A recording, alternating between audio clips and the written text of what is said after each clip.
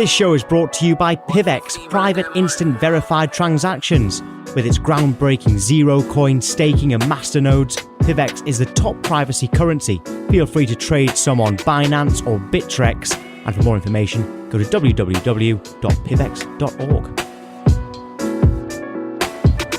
Hello and welcome to ITK Crypto, which is part of Smart Reach. We are back for 2019. Happy New Year to you all. It's me, Tom White, and of course, alongside me is Cryptosi. Happy New Year to you, Cryptosi. Happy New Year, Tommy. How you doing, mate? Very well, thank you. Now, we've got lots coming up on ITK Crypto in the next few weeks, which will all come out. You can follow us all on Twitter and join our Discord to find out all of that. But today, it is about our news service, okay? And there's been plenty going on over the Christmas period. All right, we're going to crack on, Cryptosi, with the first point here. We've got probably 5 key talking points today. And New York Assemblyman announces creation of first US cryptocurrency task force. Now, let me give you a little bit of background, Cryptosi, before we go into more detail on what this actually means. Okay, so it says here, a New York State Assemblyman and chair of subcommittee on Internet and New Technology stated that New York became the first state in the United States to create a cryptocurrency task force aimed at studying the regulation, use, and definition of digital currency. The governor signed the bill, dubbed the Digital Currency Study Bill, into law at the end of December. And I'm just going to read one more paragraph here, just to keep giving a bit more background. The report will study the impact of regulations on the development of digital currencies and blockchain industries within the state, the use of cryptocurrencies' effect on local tax receipts, and the transparency of the digital currency marketplace. Now, lots of people reading that, Cryptosi, will be thinking, right, they need that explained. So what does that mean? Okay, so basically what the government are setting out to do, or the authorities in this case are setting out to do, is that they just want to define what cryptocurrencies are, how they're being used, and start to think about how they will respond to the advent of cryptocurrency. So I think they're a bit late in that they're only doing it now, but better late than never. So they're basically, what they want to do is they want to formulate some sort of strategy and try to understand the technology, what it's capable of, perhaps what its threats are and what the opportunities are. And it's a good thing. It's a good thing. Okay, so when you say it's a good thing, like, why? What are the positives of this happening? Okay, so the best thing I could say really is if we compare it to what happened in the UK. In the UK last year, we had a cryptocurrency task force. It wasn't released to much fanfare, but around October time, they came back with their findings. And to be honest, when I read the paper, I thought it was pretty good. It was more or less where I kind of assumed they would land. So what kind of things did they find? What were they saying? So what they were basically saying was that cryptocurrency is not a currency. So the government don't see it as a form of money. Not like pound or dollar. No, they don't see it that way. Now, I see it that way and you can use it that way. So it's up to the individual. But how they see it is as an asset. So they see it as an asset class. And what they done was they took their time to identify different asset classes and also identify the fundraising methods behind them. So they looked at ICOs and they looked at where they could leave people vulnerable, how it looks, how it goes against accredited investors, which are investors basically with either a lot of money or a decent amount of knowledge. ICOs kind of go against that grain and they let things open to anyone. They allow anyone to invest in them.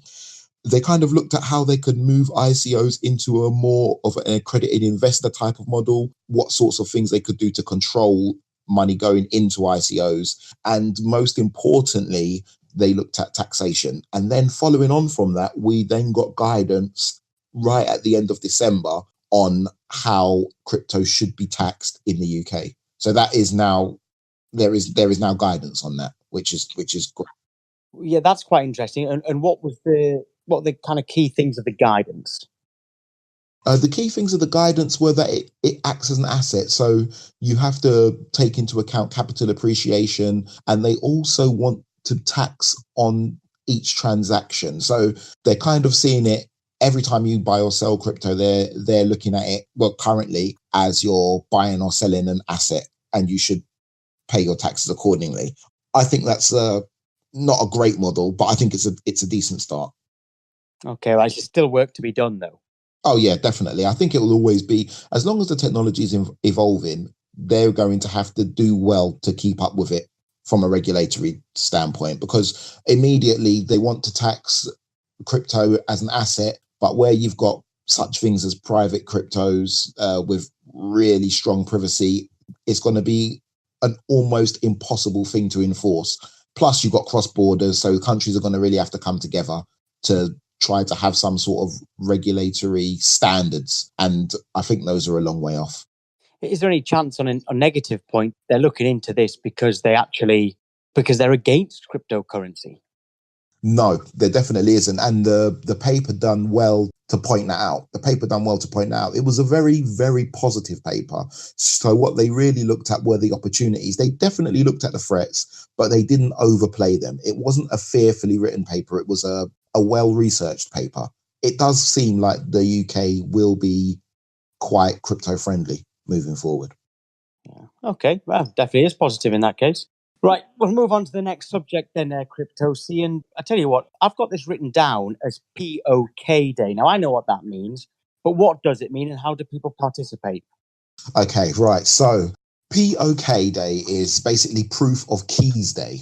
So what's happening at the moment is that a lot of people are buying cryptocurrency and storing it on exchanges or with third-party services. Now, a third-party service within crypto is the equivalent of a bank in fiat, in regular pounds or euros. So you'll have your crypto and you may decide to store it on a website, and then you log into the website, and when you want to pay something, you move your crypto and you pay it that way. Now, what Proof of Keys Day is basically doing is the exact same as what we would know traditionally as a bank run. So everybody's going to go on a coordinated date, which is the 3rd of January, the day we're actually recording this, going to go on a coordinated date, go to all of the exchanges and then withdraw all of the crypto that they have there. And the idea behind it is that what they want to do is prove that these so-called stores, third-party services, are actually solvent. They want to prove that these exchanges actually have the crypto that they claim to have on their balance sheets. So effectively, if you can't withdraw your crypto, then there's a problem and it proves that the exchange is solvent, and subsequently they'll more than likely go out of business. People will more than likely not use them. And that is in essence a bank run, which people in crypto are planning on having once every 12 months worldwide. Okay, so those people who don't do this, I mean, what's the problem with them? Well, if a third-party service, from a third-party service point of view, if a third-party service doesn't let you withdraw your crypto during today, it's pretty much a sign that they don't have it. It's kind of a sign. So what they'll do is what's happened to it though? Who knows? Who knows? Okay. That's a question that they'll have to answer individually. And then from a personal standpoint, the people who are taking part, because I'm definitely taking part today, the people who are taking part, the reason why they do it is just so that these services are held accountable in a way that banks generally are not. So we just would have a better standard of service throughout the industry if they're being held accountable once every 12 months. Okay, all right. Well, so I suppose if this is the first time it's happening, this is something that we need to talk about in the next ITK crypto, of course, to see what happens with it. Yes, yeah. I think it happened last year, but I think it was on a much smaller scale. Because of the massive bull market we had last year, we've got far more users with a far lower, the knowledge base, I'd say, is a lot lower. A lot of people know a lot less about crypto, but are still involved. So these kinds of social movements where everybody goes and withdraws their money doesn't take a lot of knowledge. And at the same time, it does educate people to the dangers of hosting your crypto on third-party services. As the saying often goes, if you're not in control of the keys, then it's not your money. And we'll see how it goes. So yeah, it'll be interesting in a week's time when we come back to it to see who passed and who failed. Yeah, this will be a talking point that'll carry on. Look forward to seeing what happens there, and we'll talk about this day next week. We'll go on to this third subject now, Cryptosi, and this one's quite interesting. I don't know whether you think this is a high number or a low number, okay? But according to a study, the number of online retailers accepting Bitcoin Cash has swelled to 945 stores in the last few months. Now, when you think about how many stores are around, that doesn't sound that many. But at the same time, there are some people out there who think there's 0 stores. This podcast has been brought to you by Rhubarb Media. Rhubarb Media are the branding specialists behind successful crypto projects such as PivX, Vendible, and Libertaria. The Rhubarb style is both loved and respected the world over. So if you want your project to appeal to techies and everyday users alike, give Rhubarb Media a try. You cannot possibly be disappointed. Link is in the description.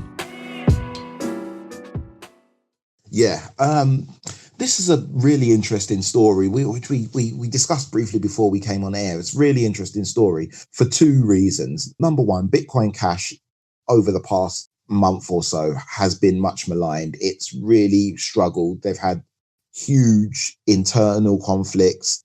Their network has forked into multiple new networks. So the actual project itself is in a very difficult place. And the most interesting, I would say, or not the most interesting, but another interesting fact about this story is where it's come from.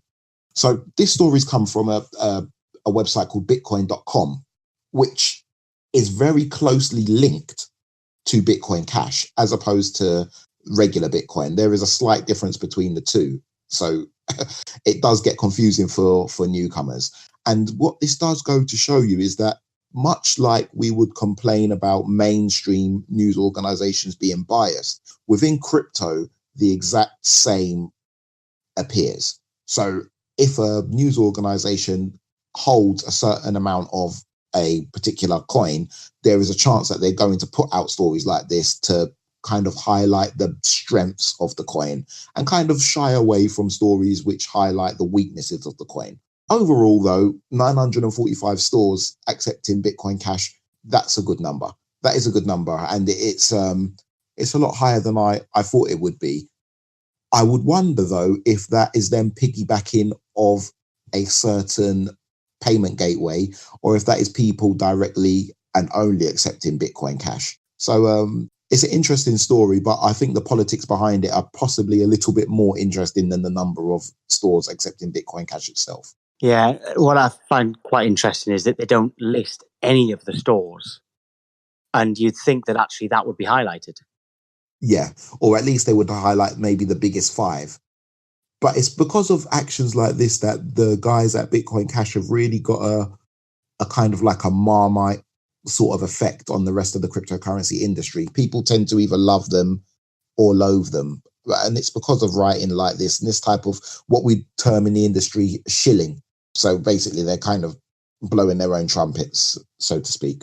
Okay. And now here's a bit more of a worrying thing, because you've been quite positive so far. But, all right, what do you make of this? 55% of 2018's failed projects were launched through ICO in 2017. All right, I'll go to in a bit more detail. There's a website that maintains an active catalogue of dead cryptocurrencies. Currently estimates the 264 altcoins failed to survive the 2018 bear market. Of the projects that did not survive to see 2019, more than half were launched in 2017 through an initial coin offering, ICO. Yeah. Okay, so 2 things really. Well, the number one thing is your market cap, or a project's market cap it's not a sign. It's a sign, okay? It's a sign, but it's not a critical sign of your success or your failure. So, for example, and this is the issue I have with these sorts of studies. For example, unless you've gone and spoken to every single developer in the world, there is no way to tell whether or not an open source project is dead, because you do not know if people are working on this project anymore or not. So what they do to decide or define whether or not a project is died is they look at the market cap. And what's happened during this bear market that we've had the entirety of last year, all the way through 2018, is that the market cap of pretty much all crypto projects has fallen dramatically. So Bitcoin fell over 70% and plenty of altcoins fell by over 90%. Now, generally, if a project falls by 90%, you would say that project has died. But in crypto, that's just not the case, because that same project would have probably risen by 500% during 2017. So this type of study where they would say 95% of them died and they were released just last year, I think it's wrong because they are not taking into account whether or not there's been development on the project, and there's no way of them being able to know if there's development on the project. Even if they're looking at the GitHubs, for example, sometimes GitHubs are private, so sometimes there is work going on behind the scenes. So for me, I would take this sort of, perhaps it's just me being overly positive again, but I would take this sort of study with a huge dose of salt, personally. What does it say about ICOs, though? I don't think it really says anything about ICOs. ICOs are basically new startups, and most startups do fail. So it doesn't really say anything about them other than there is no difference between crypto startups and regular startups. I think it's a difficult thing to measure for a start, especially within crypto with its open source nature. And I think to then try to extrapolate that over the entire ICO industry, I think it's definitely what they've attempted to do, but I don't think it's the right way. I don't think it's the correct way to measure what's happening with ICOs at all. Okay, well, we'll go on to the final topic now, and we like to talk about cryptocurrency all around the world. And this one takes us to South Africa, because the Minister of Finance out there has explained that the region's government has created a regulatory working group dedicated to cryptocurrencies. Now, according to him, the working group includes representatives from multiple South African agencies and aims to produce a comprehensive regulatory response to the growing digital asset economy. Now, how does this differ, if at all, from what we were talking about in New York? It doesn't. And this is the beauty of crypto, is that everybody's learning at the same time. So these guys in South Africa, they're deciding on what they're going to do with regards to crypto at the same time as the Americans. It seems to me like nobody has a head start, regardless of how big your economy is or regardless of how many resources you have. Everybody seems to be tackling this same phenomenon at the same time. So yeah, I think it's great that some of these nations, South Africa's not necessarily a small nation, but it's certainly smaller than the United States. And I think it's great that these nations are taking this opportunity seriously and really looking into them. I think it's amazing to see. Yeah, well, especially when in the South Africa, as someone who used to live in South Africa, their economy was, I mean, the amount of money the amount of rand that you would get for your pound. So you'd think that they're actually, would it be fair to say that if the economy isn't so great and their currency rand isn't particularly strong, the cryptocurrency should be more embraced or less? I would say more. Because it definitely gives you options. And I think that's the reason why they're looking into it. With cryptocurrency, it gives nation states a different sort of sovereignty, which nobody has yet to take advantage of or really test out. But there is huge potential for it. So especially in nations where, let's say, their regular currency, the rand, is not as strong as other currencies, I think something like cryptocurrency is definitely something they should be looking into. And I'm not at all surprised, and I'm delighted to see it happening. Fantastic. Okay, well, this has been ITK Crypto. It's hashtag ITK Crypto, and we are on Twitter at SmartReach1. So please follow us and join our Discord as well, can't you, Cryptosi? Yeah, you can. We'll put the link to it in the description. Yeah, good idea. All right, well, we'll be back next week. This will be a weekly news service.